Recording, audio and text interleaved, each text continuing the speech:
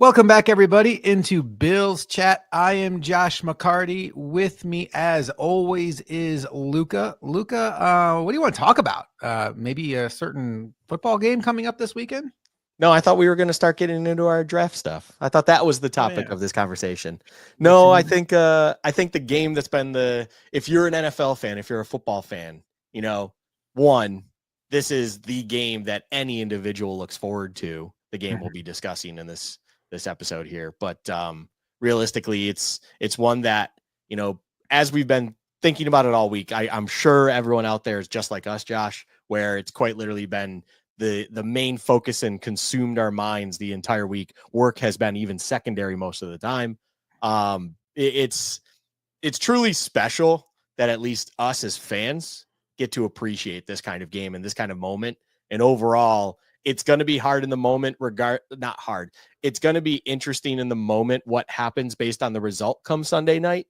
But overall, it's one where I at least appreciate a lot of the national media, for instance, and this feels like a good time before we get rolling, where McAfee, they're doing their weekly picks, and he just quite literally didn't want to make a pick because it's so unfortunate that one of these teams have to lose. And ultimately, it's like you want to appreciate both of these teams, both of these quarterbacks, everything about them later on than the divisional round. You want to experience them both in those greater formats when it comes to a championship or Super Bowl setting. So it's amazing to think that from 10 years ago, here we are sitting here about to have a discussion about a divisional round game, Josh, and our team with our MVP caliber quarterback is one of the sides in that game. And it's all hype everywhere across the board. The other three games are great and all. This is the one that everyone's going to want to watch. And even the betting lines show that, right? All the other ones are 6+ point spreads. And here we are. The road team is the 1.5 point favorite, depending on where you're at. And it's truly remarkable considering where the Bills organization has come from to kind of being here and experiencing what this is that we're about to discuss tonight. Yeah, and the fact that the Bills are underdogs has been a talking point all week. And speaking of talking points, good luck to us figuring out a different way to talk about this game. I love football, Luka. I love it. It's my favorite sport by far. But the one downfall is the week you have in between games, particularly this time of year, it's just over-analyzation to death. Oh, yeah. And, it's Dorian Williams in for Teron Johnson. It's, will the Bills bring in Alec Anderson? And, is this an Amari Cooper game? And we'll get into all that tonight. But I want to start off with kind of a simpler question. How much pressure is on the Bills in this spot? Because you already mentioned it, the Ravens are favored. I think nationally, right or wrong, the Ravens are perceived as the team that has failed more in the playoffs than the Bills. Now, I think Bills fans would raise their hands and say, wait a minute, we've made the playoffs every year since 2020. The Ravens had years where they missed, or Tyler Huntley was starting against the Bengals and things like that, or they lost to the Bills in the playoffs. But I think, recency bias, they just lost at home in the AFC Championship game to the Chiefs. It feels like there's more pressure on Lamar to kind of validate these 3 MVPs that he's about to have collected, it seems like. How much pressure do you think is on the Bills in this spot? And assuming there's not some dumb finish, like some memorable finish where the last play or the last sequence is all we talk about. What are the chances the Bills could lose this game and still kind of keep their reputation where it's at? It's a tough question to answer, right? Because as I even mentioned in the beginning, it's one of those ones where it's understandable and you can see how other individuals just can't comprehend how one of these teams have to lose, one has to win because of just how great both of them have been. And realistically, I'm with you as well, where it does feel like the perception and the expectations are more set on the Ravens to finally take that step because they're a well-oiled machine. They added in the offseason something, of course, like a blue chip in Derrick Henry to finally get over the hump. And you mentioned the AFC championship game last year in their house where they came up short. The talking point of that one, of course, was that the ball was always in Lamar's hand. They barely ran the ball. It was a low-scoring, tight affair, and yet somehow they got away from their identity. So this classic, I'm not going to call it an overcompensation, but just this shift to make sure they emphasize the ground game. And Derrick Henry is a vital piece of that, has been the true identity of the Ravens this season. And I think with all of that in mind, that's understandable why it feels like those expectations for them are higher. And it warrants almost them being favorited. I love the points you hear just to kind of be whatever motivation it is there when it's like, why are the Ravens finally the team going into Buffalo, a team that's been favored at home in the playoffs for 40-something games active streak up until this kickoff, which most likely will hold, where the Bills are the dogs. It's the longest active streak. Why are the Ravens that team to be that? And you have, of course, recency bias in the latest times these teams met where the Ravens blew the doors off in a way on the Bills, although we'll talk about all of that soon. But then on top of it all, it's just the Ravens right now have an incredible amount of momentum that ultimately feels like it's somewhat justified. But in a counterpoint to everything just said, I truly believe that the expectations and level of kind of realization with either side is very equal, which is what makes it that true coin flip. Because the biggest talking point to me, and something that I love that certain media is out there kind of highlighting, is it's really unfortunate that one of these quarterbacks come Monday, we're going to be having a discussion how once again they can't get it done, even though that's very unjust and unfair. And the reality is simply that one of these teams will lose, and it'll just be a how did they lose? Why did they lose? Barring anything crazy, like a 13 seconds performance, like you said, something that's very unlikely. But, in reality, I believe that the pressure is equal, and therefore that's why it's a true coin flip game. I think the motivations for both sides is at a similar level where it sets up perfectly where you have this Bills versus Ravens will know by the time kickoff comes, but realistically have the right to try to go to Arrowhead and most likely have to take over Arrowhead and take over Patrick Mahomes in his house to end that possible chance at a three-peat for them, but get over that hump that both of these teams can't do up until this point. They have not been able to kind of conquer the Chiefs mountain situation that is in the AFC. And I don't believe that one side has more pressure than the other. You can throw out, individual accolades when it comes to one quarterback as 2, maybe 3 MVPs. The other hasn't won one yet. So maybe he needs the Super Bowl run more, or the other one does have all of those individual awards. Now it's time to show how you can lead your team to a win. I can understand that argument, but realistically to me, the ultimate goal for both of these teams, of course, is a championship. You have to most likely go through Arrowhead in Kansas City. And in order to have that opportunity, you realistically need to win this game. But these are two giant teams with MVP caliber quarterbacks that ultimately have to meet up. One will win, one will lose. And it's as simple as that. I don't believe that there's really, in my eyes, more expectations on one side compared to the other. One narrative this week, and I don't even know if it's a narrative, I think it feels like it's almost just accepted, that is, if you take the quarterbacks off these rosters, the Ravens have a better team, maybe even significantly better. And I just had a hard time this week really buying that. And I'm starting to look, and I am going to factor in the fact that Zay Flowers isn't playing in this game. I think when you look at this, you start going through position groups, okay? It's accepted the Bills have the better O-line. Let's call the quarterbacks a wash. We're just, they're both excellent. Running back is Derrick Henry, but the Bills, it's not like the Bills have the Broncos running backs. They have what many people are calling the best third down back in the game, James Cook, who very much could have been a Pro Bowl running back. So advantage Ravens, but it's not like mile-long gap. I would take Bills weapons over Ravens weapons on Sunday. You want to throw Zay Flowers in there? That's a different conversation. Zay Flowers isn't in there. And you're talking about Rashad Bateman, and you're talking about Nelson Aguilar out there. And then, Mark Andrews and Isaiah Likely are certainly solid tight ends in their own right, but it's not like we're talking about Travis Kelce or Rob Gronkowski or anything like that. This is just solid weapons.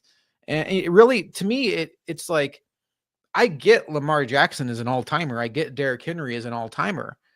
But offensively speaking, outside of those two, I think it's advantage Bills. And that's a big outside of, but the Bills also have an all-timer at quarterback and a Pro Bowler at running back.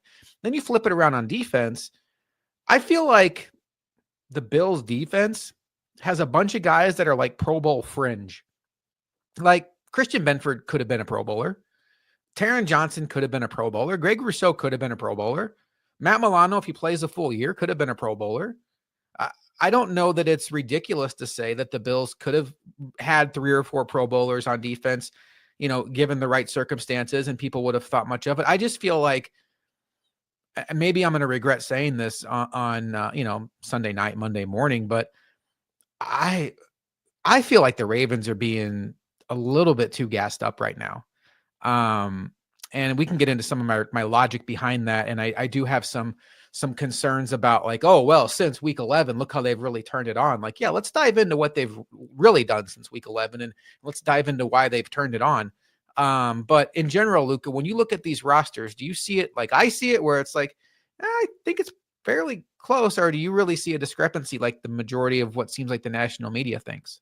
These are two teams that are quite literally built to exactly how they want to operate, which are two completely different methods. Mm-hmm. That is what the ultimate answer, in my opinion, is. You have an individual team in the Ravens, where, as I talked about, they understood they needed to bring in a blue chip item in order to solidify a part of their game that ultimately came up short every time they were in games when it mattered. And outside of that, they understood that with the money tied up where it is and what they're trying to ultimately achieve when the games start mattering more, can you get away with what I will call lesser items at that receiver position, something that I agree with you at? Absolutely. Because Rashad Bateman is nothing special, of course, but he gets the job done for what the Ravens need him to do. Zay Flowers is supposed to be a little bit of that dynamic X factor piece out wide. Of course, they are going to be without that. So he doesn't come into the equation in this particular game. But when you eliminate that person, that is truly where I start understanding where you're coming from, because then on the Bills side of things, you do have a team where it operates, as I like to say, inside the numbers, but they still have those matchups out wide too. You have your Khalil Shakir, your Dalton Kincaid, your Dawson Knox, your James Cook, all of these somewhat interchangeable weapons where you try to create mismatches inside the numbers and create confusion from the levels of the linebackers and the safeties to ultimately achieve getting the ball out, getting it to be efficient and moving down the field. The run game is still very important. That's why you have a very physical offensive line. But ultimately, that game exists for the Bills inside the numbers. And oh, by the way, once in a while where we do need that one-on-one shot, whatever you want to call it, you have your guys like Amari Cooper now introduced to this game differently than the last Ravens game. And then they drafted Keon Coleman to be those kind of post-up one-on-one guys, hopefully be that downfield threat when it's needed or called upon. So offensively, it's far from apples to apples, right? And I think both teams have done a phenomenal job understanding what they're trying to achieve, creating a game plan and an identity, and ultimately kind of having that be at such a high level of efficiency. There's a reason you have both of these quarterbacks in that MVP discussion, both operating at a very high level. And then when you flip it to the defensive side of the ball, it's again similar conversation here where the Bills are, of course, undersized. That's a big topic of conversation, but they run primarily out of nickel, and they ultimately try to play a game where they will not give up the big play. They want everything in front of them, and ultimately they just need to come up with that, handful of plays that are hopefully turnovers, but realistically stops that then allow the defense to stall out things enough where the offense can do its thing. And on the Baltimore side of stuff, they have created a defense where it puts lesser of an emphasis on out wide, and they really do want to play that inside the numbers defensive game. That's why they have a very strong nickel corner themselves in Humphrey. They have two very good safeties as of late, especially, which I might get into later on in this episode. And then a defensive line where it's bigger on the inside and quicker, but also smarter on the edge so that it can kind of create this box inside the numbers where they ultimately try to win the game. And the only way you're going to be able to get them is that perimeter game potentially. That's the only place that you could really find a weakness with the Ravens defense. I'm with you on this.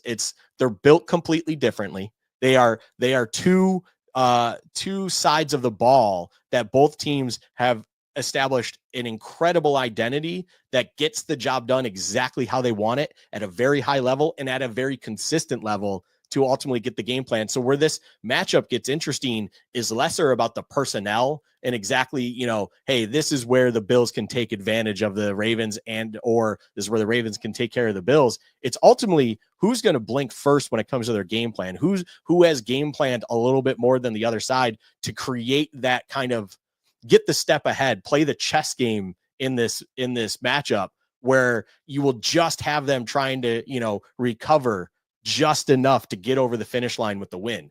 To me, this is a coaching game more than it is a personnel game, just because you have a lot of spread out talent where it's collectively on both sides of the ball on both teams it's fairly equal overall. I'm with you and I share a mind on that completely. So I want to talk about with you what we would do on defense. That seems to be the lens most people are viewing this game from, is what the Bills should do defensively against the Ravens.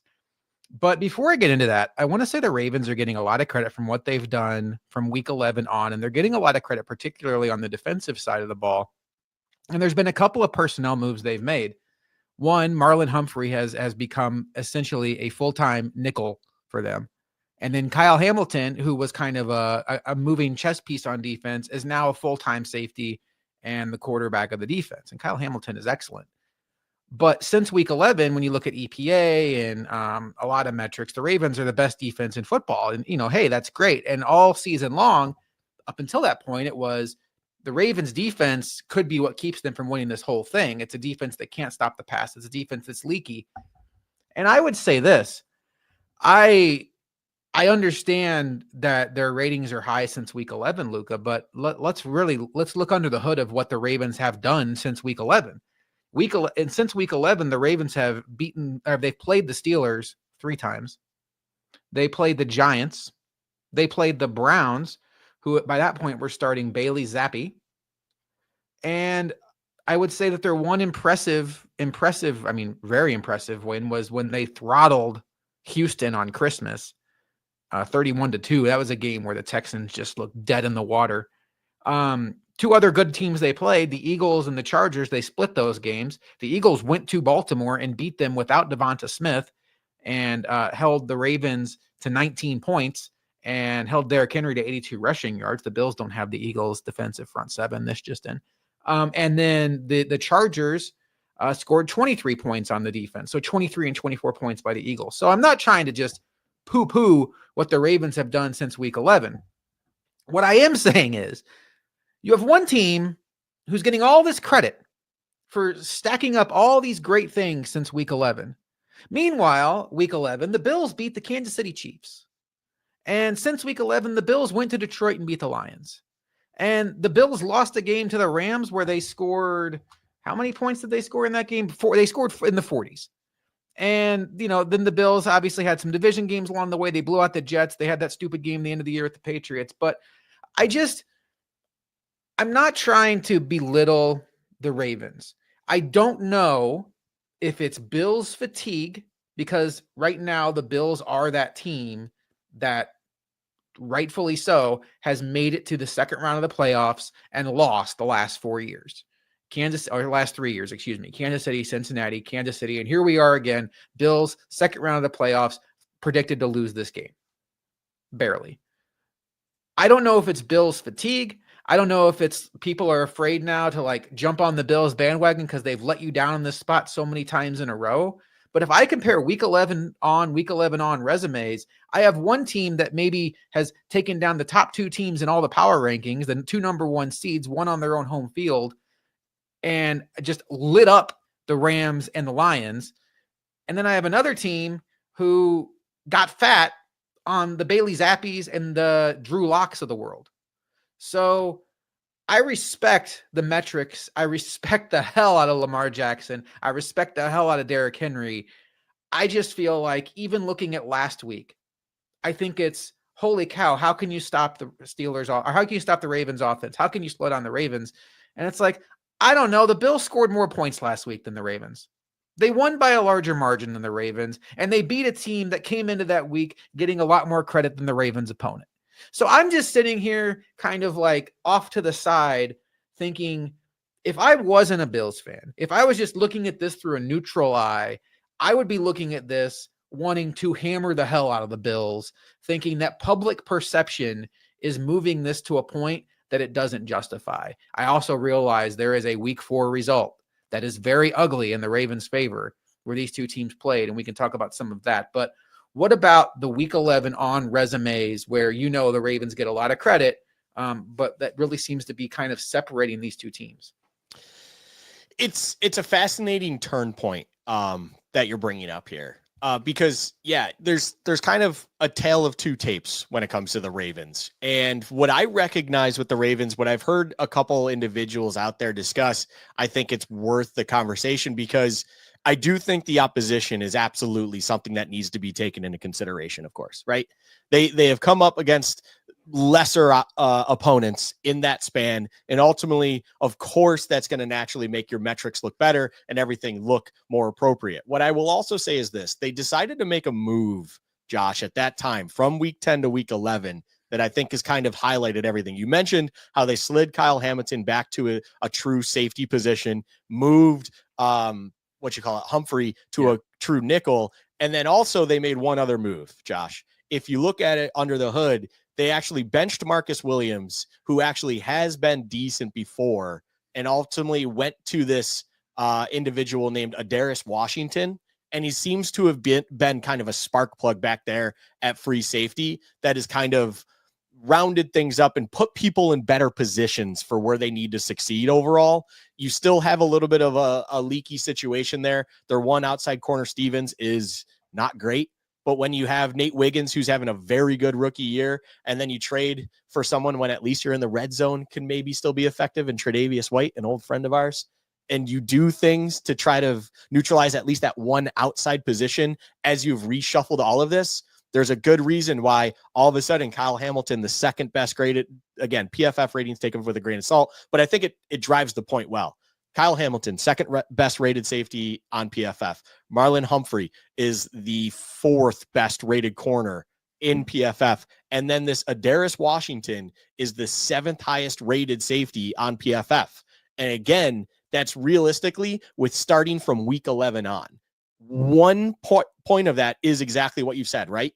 Opposition's been lesser when you're playing the likes of the Giants, the Browns, the Steelers twice, Houston, when they're really having an off day. The Chargers aren't exactly the most explosive thing we've ever seen, of course, as well. You have a better chance to succeed, but clearly getting people in better positions to succeed when it comes to a personnel decision also is something to keep in mind with this defense. And clearly that was the spark plug, that reshuffling of the deck that ultimately has helped them kind of elevate their game from being a very, very poor passing defense that we saw in the first 2/3 of the season, bottom third, if I believe correctly, to elevating it to a much more respectable place that it is now. And as you said, by the metrics, by stats, they've been one of, if not the best defense since that week 11 mark, ultimately that, it's kind of a tale of two things where you have to, I feel like you can't overblow this point too much because ultimately, yes, you shouldn't in the NFL, especially if you're as good of a team as the Ravens are, you shouldn't be kind of getting diced up by the Bailey Zappies or the washed up Russell Wilsons of the world.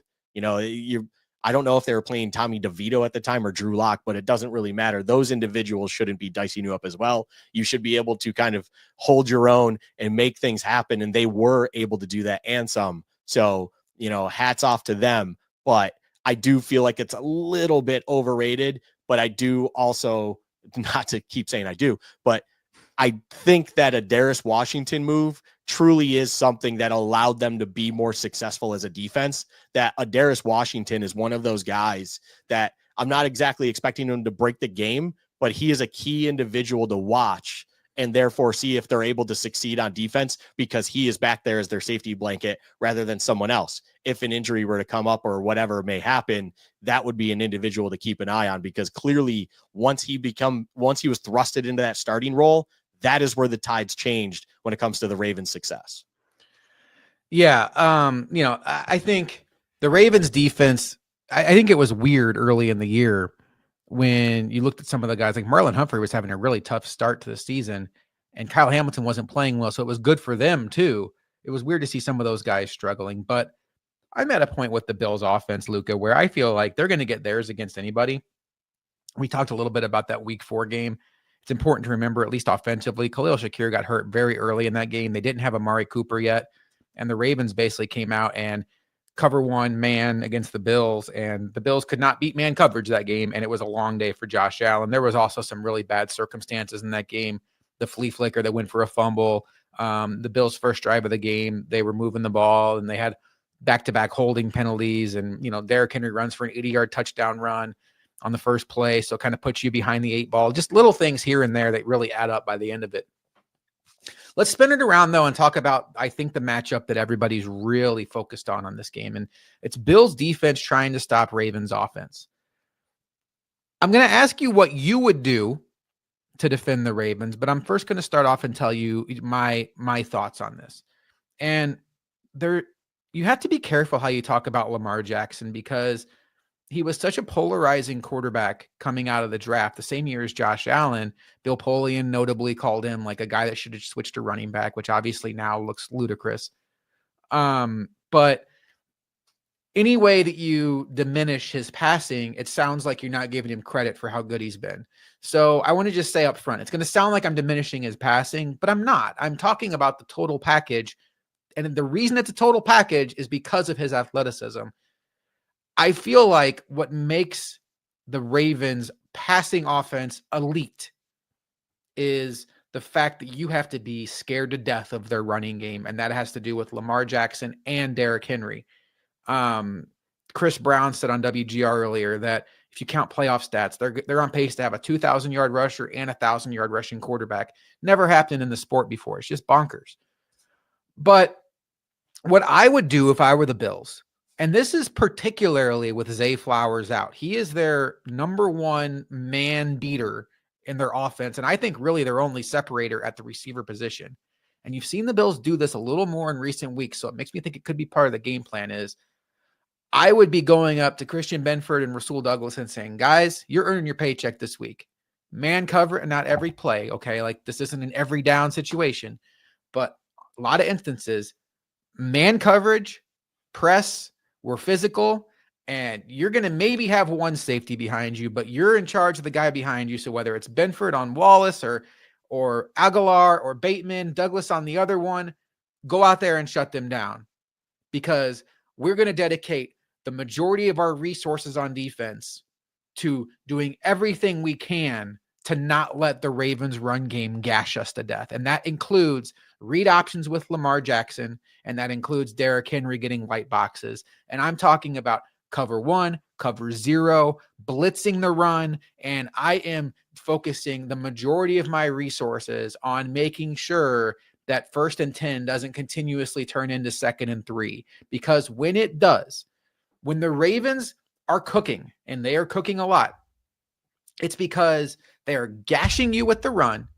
And then when you go to pass rush Lamar Jackson, you are so afraid, Luka, to actually make a pass rush move, because you might rush yourself out of the play. And because maybe next to Michael Vick, he's the best athlete we've seen at the quarterback position ever, and maybe better than Michael Vick. Who knows? He can go run for 60 yards around you. You have to cage him in.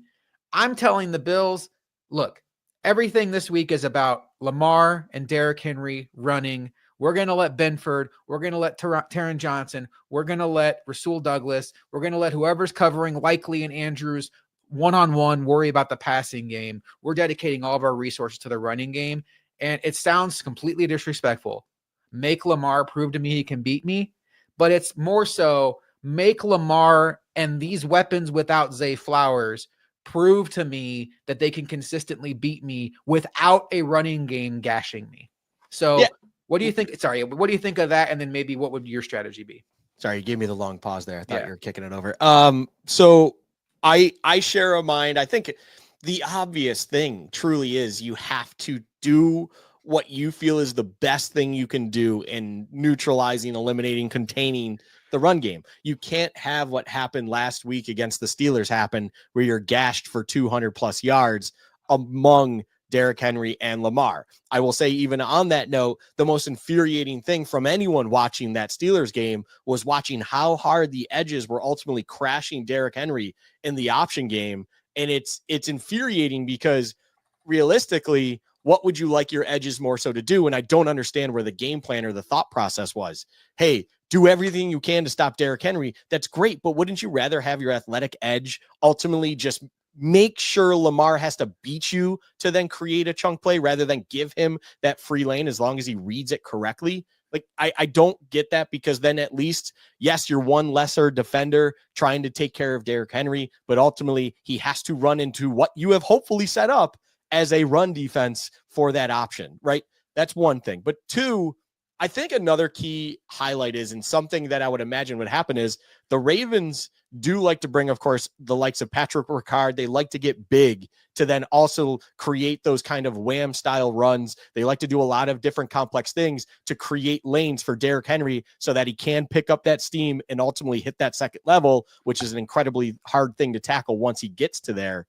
It almost feels like the dedication, just to get even a little bit more, needs to be when you see number 42 out there, that's when you immediately go single high safety. You drop one of those safeties in, whether it's Taylor Rapp, however you need to orchestrate it so that you absolutely dedicate itself to the box. If you don't see Patrick Ricard, I'm sure there's other instances than there where you're still putting an emphasis on the run, but at least you understand you don't potentially have that one more additional blocker there set up to create a lane, that you just need to be very sound to your gaps, understand your run fits, and do not deter from that. The greatest thing that we will have in this game compared to that last Buffalo game is the fact that it's not Dorian Williams and Balin Spector trying to navigate that from a linebacker position. We are going to have the appropriate individuals there, being Matt Milano and Terrell Bernard, to ultimately diagnose that pre-snap and put the defense in the best place possible to hopefully create those run fits and make sure Derrick Henry cannot get through that initial wave of defenders to break out into the open free. In my opinion, I believe that there does need to be more of an emphasis of going to a base personnel, not an extreme. I'm talking like we, as the Bills, are in 90% nickel, let's call it. Maybe you drop that down to 75% and you have a little bit more of a game plan and how you get Dorian Williams involved. Because ultimately, when you have a guy like Dorian Williams, who has been excellent this season, all the numbers and metrics show it, at least when the situation calls for him to run downhill, he has been an exceptional defender. Put him in those positions and then make the Ravens, as even to your point, make the Ravens diagnose that, see Dorian Williams across there and have to check to some sort of passing play, which then ultimately they need to beat you over top, which is where, of course, Dorian Williams struggles. But then hopefully your other athletes, being Matt Milano's, the Terrell Bernards, your corners, as we've mentioned, and your safeties, can diagnose and recognize what's going on in that front and hopefully contain the lesser weapons, we'll call them, on the edges. That feels like a more successful formula. But I also brought up this point. If it truly becomes to a who would you rather on the field, Dorian Williams or Taron Johnson, it's such a, you know how good Taron Johnson is if you have to actually ask that question and it's not an immediate gut reaction when you're coming up the likes of Lamar Jackson, Derrick Henry. Because in no other game would you say, yeah, Dorian Williams should be in there over Johnson. That would never make sense. This is the only instance where you can at least debate that. But I'm not going to sit here and preach like they should get out of base nickel. That's obviously, one, the defense they're most comfortable in, and two, they're most successful in. So therefore, hopefully the game plan and emphasis will be more about certain personnel decisions that need to be made, but overall, at least diagnosing what is happening in front of them when you see the likes of Patrick Ricard or any other sort of things that they've seen on tape, where it's like, this is the style of run in this formation. This is what they're trying to achieve. This is more of a setup that has them tend to lead to option reads, whatever it is, that then your Matt Milanos and your Terrell Bernards are going to recognize and ultimately shift, set up, do whatever they need to do to at least hopefully find the most success for this defense to contain things as much as possible. I think another benefit of when you talk about not focusing on Henry on the running plays, on the option plays, is it's kind of a free shot at Lamar. 8 degrees is what the other one's going to feel like out there. And then if you're talking about at the handoff point, even if Lamar doesn't keep it, hands it to Henry, the refs aren't going to call a flag on you for hitting Lamar because it looks like he could keep it. And those hits add up. Let him know that it's out there. Make him feel you. I didn't understand. I'm with you. Like you're hitting Derrick Henry for no reason, and you're letting Lamar scoot around the outside at 4-2. And Henry's probably like, hey, thanks. You're kind of giving me a nice little warm up here. So yeah, I'm with you. I'd focus on Lamar there. And a lot of conversation this week about Dorian Williams, Taron Johnson. Another guy I think that's gonna see an increase in snaps is Dwayne Smoot. I could see him really getting a lot of play at the opposite side of Greg Rousseau, especially in some of this run defensive sets. I think he showed strong at times in run defense, particularly like option defense. You kind of miss like a Shaq Lawson in this spot. I think AJ Epinesa really has to earn his money this week. He really hasn't developed greatly as a pass rusher, but he, at times can be a strong edge container. We know Greg Rousseau is going to do his thing on edge contain, needs to be a strong Ed Oliver game as well. All right, Luka. Well, let's get into our predictions for this game because I also want to kick it around the league and talk about the other games that are going to go up. But before we get into the predictions, anything else in this game, any X factor you want to talk about in this game that we haven't talked about, or anything else that we haven't really covered ad nauseum with this Ravens-Bills breakdown? No, I mean, realistically, the one X factor that I thought was a little bit off the page was your Adarius Washington. I mean, the three individuals being Kyle Hamilton, Adarius Washington, and Marlon Humphrey, those are three guys on the defensive side for the Ravens that, as a Bills fan, I would keep track of and see what they're doing with those three guys, because the front, we'll call it front six, being if they're in nickel, because that's when Marlon Humphrey would be out there. Your Oea, your Kyle Van Noy, your Harrison, your Roquan Smith, all of those guys feel like they're pretty steady eddies and they're just going to do their jobs and do their roles. Those three individuals I mentioned with Washington, Hamilton, and Humphrey are kind of those moving pieces for them defensively that they're going to set up things that they want to ultimately get done. And then they're just going to leave Wiggins and Stevens on the edge and, just kind of isolate them and probably do whatever they can with them to contain stuff from the boundary as best as they can. From an offensive side, I mean, it's no secret. I don't think there's anything that needs to be discussed from the Ravens perspective. I mean, the X factor is that backfield with Lamar Jackson and Derrick Henry. You could spend 7 hours on it. I think realistically for the Bills, if you had to put money on me for like where my true X factor is, I talked about the linebackers and everything like that. But I mean, your safeties need to be absolutely on point with everything. We've seen in the past when the Bills run defense, even with two all-pro safeties, had back there, where they would ultimately come up short at times, was just taking bad angles, letting edge contain get there, everything just hitting the wrong hole, not understanding their job in the run game and where their run fit is, that ultimately springs those big runs. I think about the Damian Harris windy Patriots game. I think about the Derrick Henry runs that we've seen when he was both a Titan and now a Raven. There's a lot of moments where your safeties are just crashing down and being kind of overly aggressive or just nonchalant with what they're trying to achieve. And I think an X factor for the Bills in the run game goes all three levels. And that third level just needs to be absolutely keyed in on what the hell is happening in the run game, both Taylor Rapp and Damar Hamlin.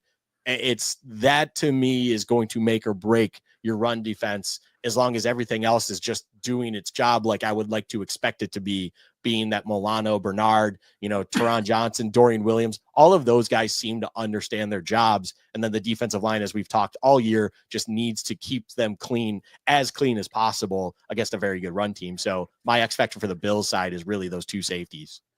I think from the Bills' offensive standpoint, I don't know that they're going to be able to run the ball effectively against this Ravens front. I will even say this, Luka, if they come out and they look like they did last week against the Broncos, running the ball successfully against the Ravens, I will be on our post-game show saying this team is going to win the Super Bowl, because this Ravens team up front is about as stout as it gets against the run. So if they're having their way in the run game, then this Bills team can literally do whatever they want offensively. I do think this is another week where you look at guys like Kincaid, Knox, Cook, Johnson, taking advantage of the Ravens linebackers. But unlike last week, where we were a little concerned about the Broncos corners, I'm not as concerned about these Ravens corners. I do think that there's money to be made by going to guys like Keon Coleman And I'm just going to say this right now. One of my bold predictions is I think we get the Amari Cooper game this week. I think this is the stamp on the why Amari Cooper was a fantastic trade for the Bills this midseason. And I think that this is going to be, if the Bills win,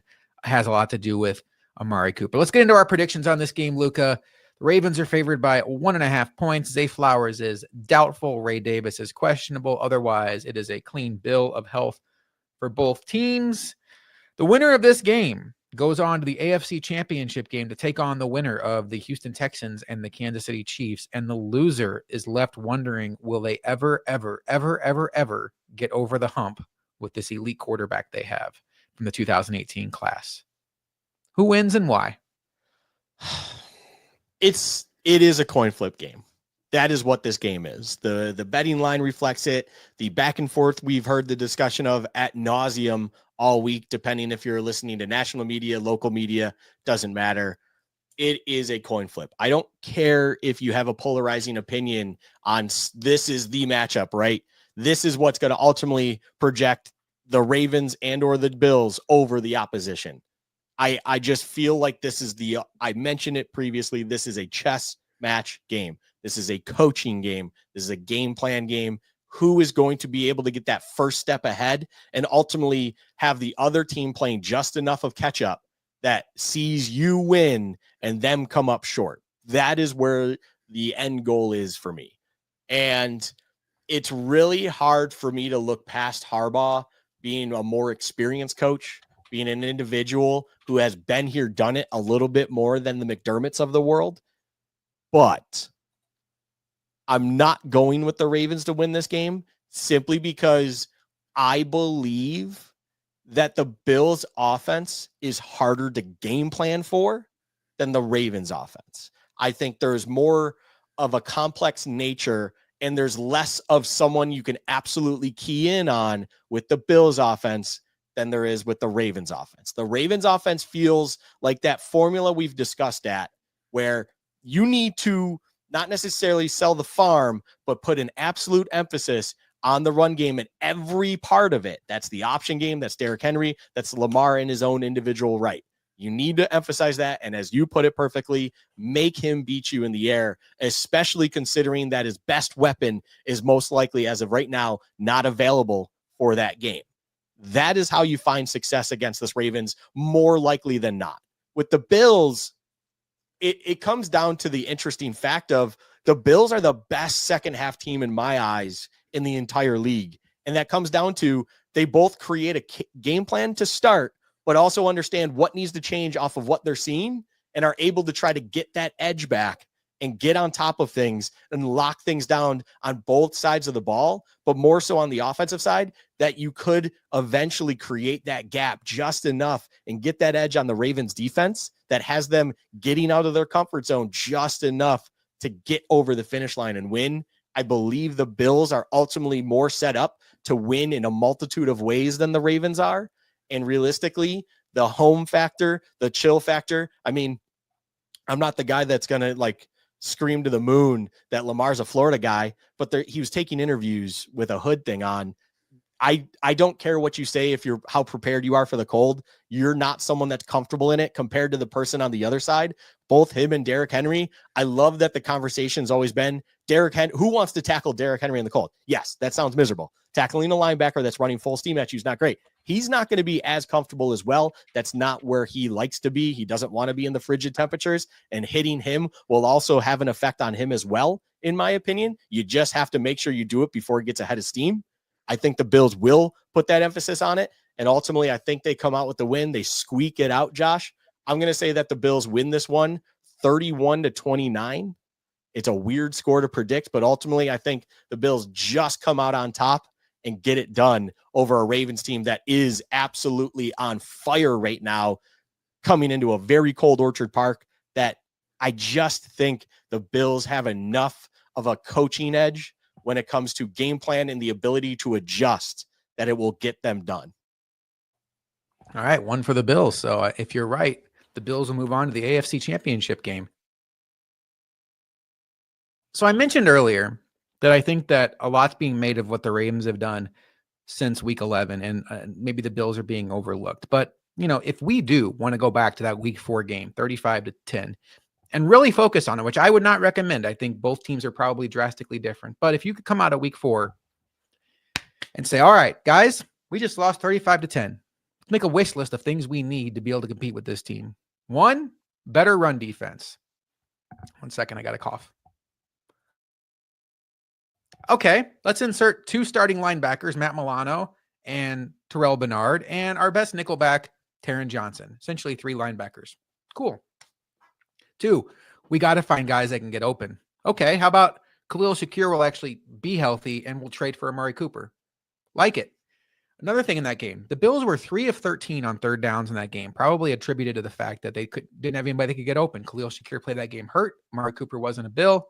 And when I look at the Bills in 2024, they're 4th in the league at home of 48% at third down. Against the Ravens, they were 24% on third down. I think that's going to come back to the middle and be a little bit closer to the high 30s, low 40s for the Bills. All I'm saying is when you look at that week 4 game, it feels very much like a perfect storm of bad circumstances that worked its way against the Bills. I look at this Ravens team. I respect the hell out of them. I respect the hell out of Lamar Jackson. I love Derrick Henry. The Zay Flowers injury is huge. There's nobody in that wide receiver group that threatens me. Justice Hill is a weapon out of the backfield. Mark Andrews and likely will get theirs. But the bell cows of that offense are Henry and Lamar Jackson. I don't believe that these Bills are going to come out with the same game plan they had in week 4, which was inviting the run, allowing the run, and defending the pass.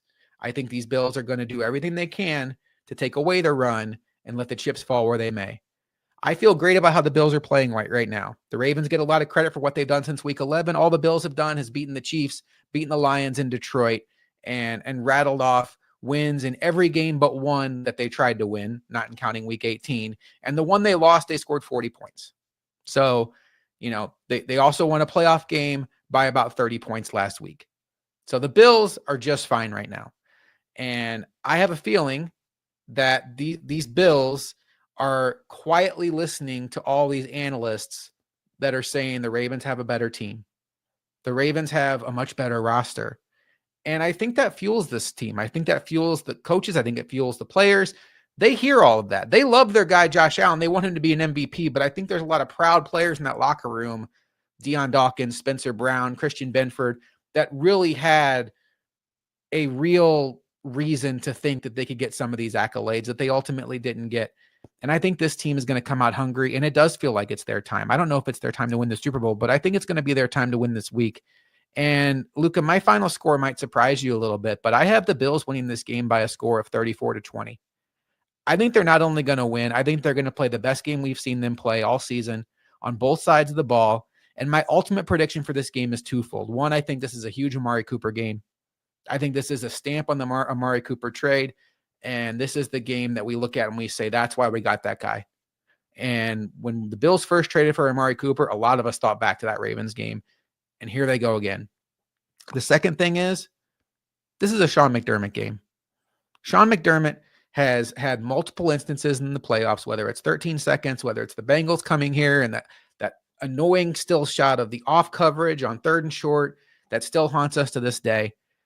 And I think this is a perfect spot for Sean McDermott to have a legacy game. He has all of his guys healthy. There's no AJ Klein off the street in this game. There's no all of our pass rushers are injured in this game.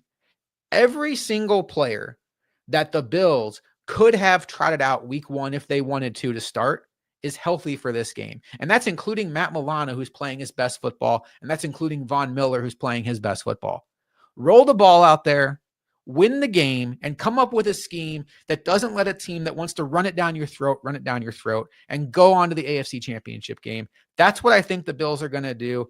And quite frankly, Luka, if they don't get it done, I'm going to be incredibly disappointed. Obviously, we're all going to be disappointed, but I'm not buying this narrative that there's a much superior team showing up to Orchard Park on Sunday. I'm just not, particularly without Zay Flowers. The Bills can punch with these guys, and I think that the Bills are set up right here to really put a stamp on this game, on their legacy as a group, the Josh Allen era and Sean McDermott. I think it's going to go down as one of the coolest days in all of our fandom, hopefully followed up by 2 more very cool days in the coming weeks. Luka, I went back and listened to our post-game show after the Bengals game. I didn't actually go back and listen, but I did that for dramatic effect. After the Bengals game that the Bills lost in the playoffs. Do you remember, Luka, who got your game check for that game in the Bengals game? The Bengals game. So you're talking 2 years ago? It was one of your funniest moments, but you were dead serious. Oh, game check. Man, I feel like I might have done McDermott, but that feels like low-hanging fruit. I'm not entirely sure. You gave it to the equipment team. That's good. Yeah. That's good by me. Hell yeah. Hell yeah. All the players slipping all over the field while the Bengals couldn't have looked more comfortable with the conditions as Jamar Chase is just trotting into the end zone and the Bills are falling all over themselves. Yeah. Luke, if we come on this show on Sunday and the equipment staff gets your game check again because of what's going to be basically a frozen field and slick conditions, and the Ravens look more prepared for it, there needs to be an investigation in why the Bills don't have a home field advantage in that regard. It's a great point. I mean, props to me. That is definitely something I would say now that you say it. You can't. The most fascinating thing I've been hearing all this week has been the whole fact of in the past, was it 2 seasons? Home teams in the divisional round are 6-0. Bills are 0-2, and that's unacceptable. To be quite honest, you can't have a home disadvantage, and yet the Bengals game, as you're highlighting, did feel like the road team was the more well prepared for the environment that was the stadium that the Bills call home. It didn't make any sense. I will say as well that it feels like snow in that kind of adverse conditions does feel like a lesser probability than it is more likely. I know there was a time there where it felt like it was a chance, and then the weather or the temperature itself seems to be regulating. The feels like is around 10, 11 degrees. Yesterday it said like feels like 8. It's going to be really, really cold. But like you said, if we're dealing with a fact where it feels the Ravens are more comfortable, regardless of what the end all be all situation is with the weather, precipitation, whatever, then the Bills, the equipment staff needs to be investigated. And ultimately it's like, what are we doing here? Like, please, can we not have a home disadvantage? And then also I'll be very much looking forward to having natural grass whenever the new stadium comes, because how can we not adjust to what we've had for years and years and years now with the artificial turf? We should be absolutely ready for it. Like, it's one of those things where you almost should have practice out in the stadium on Friday, since it's like, it's there. That's an old like high schooler mentality where it's like, all right, let's practice on the field in most current conditions since it is our field. But there's some logic to it. It's like, become accustomed to the thing that you're ultimately going to have to play on. There's logic and it makes sense. We can't accept that kind of excuse if that were to transpire. It better not happen. It just can't happen. It just better not. That's all I can say. Hope the Bills are drinking their chicken broth on the sidelines and they're having great footing throughout this game. Let's quickly go through the rest of the games this weekend. It kicks off with the opponent of whoever the Bills and Ravens winner will play. The Houston Texans will go to Kansas City Arrowhead, take on the Chiefs, who have had 26 days without playing football because of a early start week 16 or week 17, taking off week 18, having the bye last week, and now having the Texans. The Chiefs are getting very healthy for this game. They are getting back Jalen Watson, their outstanding cornerback. In fact, the only player they're going to be missing this game is Mecole Hardman. He's doubtful, but Isaiah Pacheco's back. All their guys are back. Luka, I would love to say the Texans can win this game. I see a path to them keeping it close because they do have an outstanding pass rush. And I do think there's a world where Will Anderson and Danielle Hunter give a headache to Jawan Taylor and the Chiefs offensive line.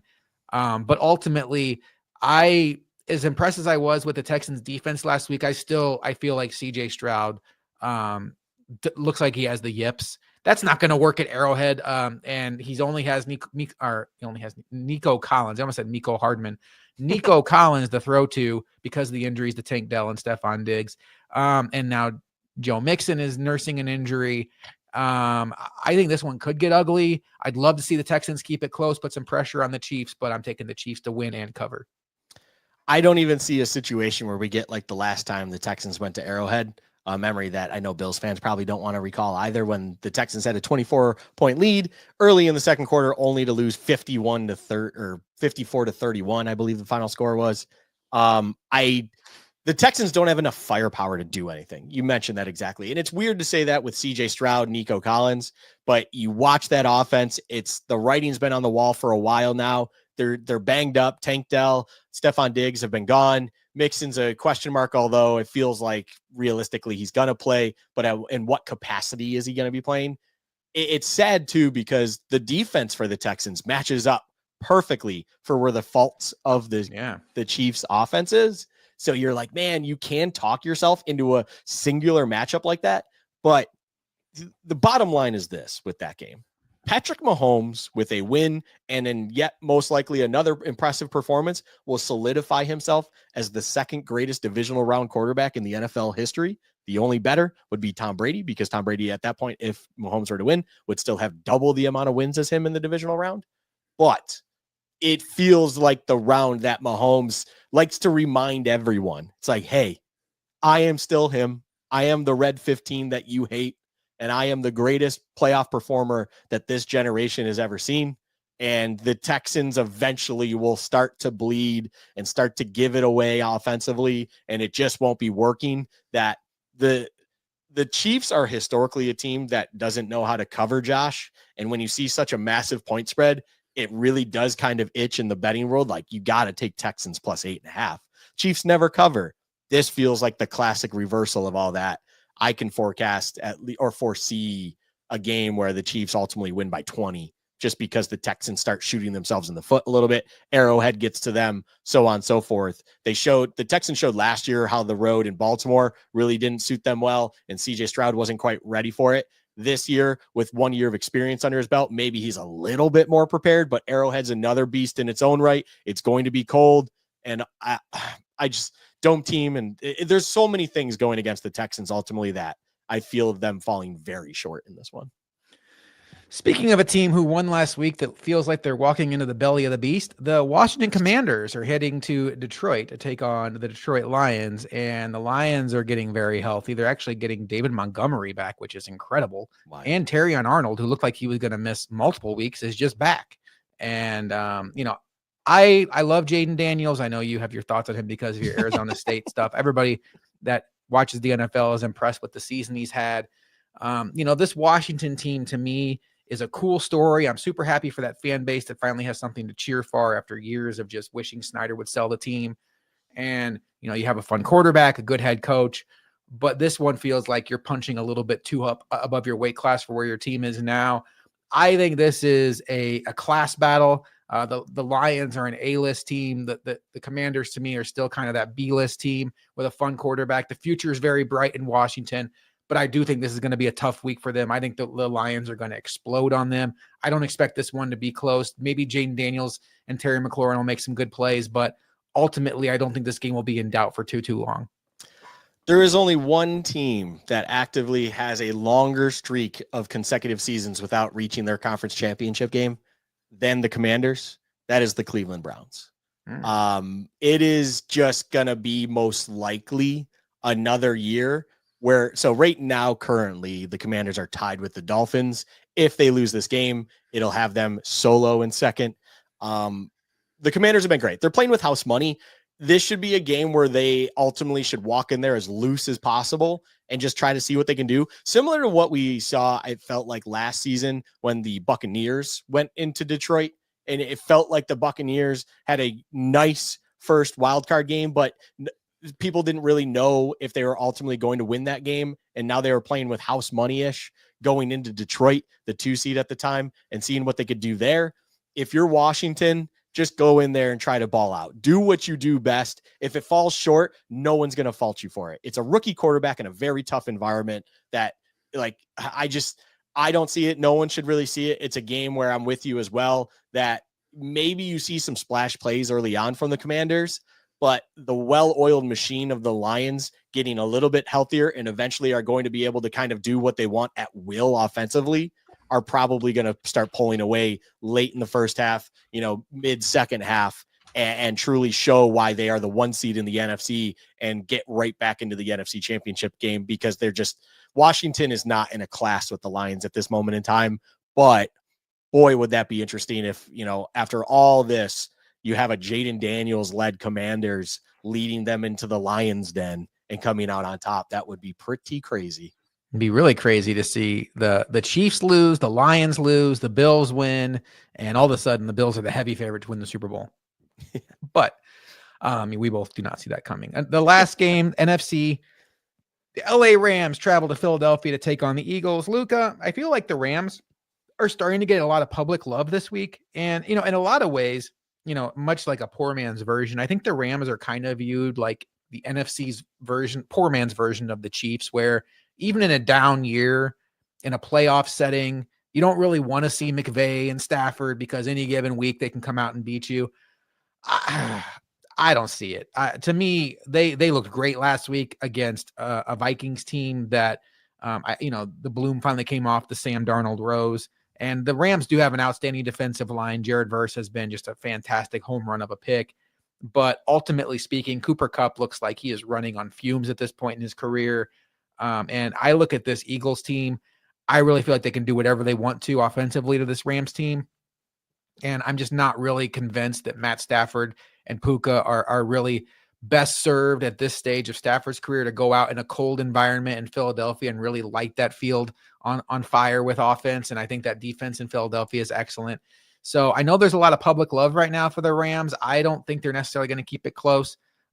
Maybe close-ish, but I think that the Eagles are going to win this one pretty comfortably and ultimately set up that NFC showdown that many of us have been waiting for all year long next week between the Eagles and the Lions. This is a perfect storm matchup for the Eagles in all the best ways possible. There's no reason to think otherwise. When these two teams played earlier this season, there's no reason otherwise to think that won't be replicated. And what I mean by that is you saw Saquon Barkley run free on this Rams defense because, simply put, the Rams defense is not built to play any sort of offense like the Eagles. And the Eagles, who have, in my eyes, the best offensive line unit in the league with the best running back in the league. And oh, by the way, probably a top 5 running quarterback in the league. I don't care that there seems to be, I will say, in my opinion, a very poor passing game out of the Eagles. You can get it done against this Rams team if you just stick to what you do best and just run it down their throat time and time again. You can, in my opinion, probably average more yards against this Rams defense just by running it every play than you would by passing it if you're the Eagles. So to put it that way, it's going to take a perfect performance out of Stafford to Puka and Kupp and everything else on the Rams side offensively to get the win. And even then, I don't even think the perfect game will get them the win, because they will probably be kind of time against them, back against the wall, and just ultimately come up short when it comes to time of possession due to that run game of the Eagles just dominating everything in front of them. Like you said, the Rams have a lot of great pieces. They're missing that kind of run stuff in the middle. Of course, your first ballot Hall of Famer, Aaron Donald, is no longer there, of course, like as one of those main staples. Your linebackers really aren't suited to do their jobs. They're undersized.